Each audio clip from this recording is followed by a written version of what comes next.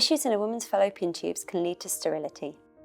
Abnormalities in the fallopian tubes, generally obstructions, can make the encounter between the ovum and the spermatozoon, as well as embryo implantation, difficult or even impossible. There are several available techniques for analysing the condition of a woman's fallopian tubes. The ones that are most commonly used are hysterosalpingographies and sonohysterographies.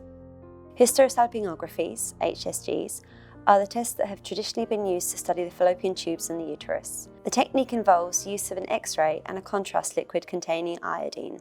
At Instituto Bernabeu, we have progressed from hysterosalpingographies to new, non-invasive and painless techniques that, furthermore, provide a more reliable diagnosis.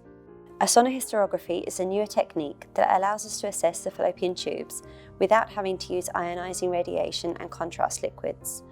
It involves high-resolution ultrasound imaging and a saline solution.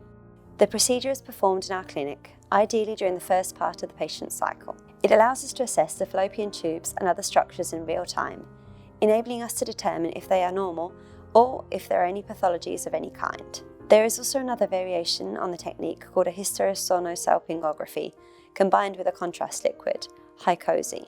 It facilitates a more precise diagnosis thanks to the hyperechoic contrast liquid that is used. The liquid consists mainly of water and is not embryotoxic. We have extensive experience with this technique at our clinic and obtain very satisfactory results.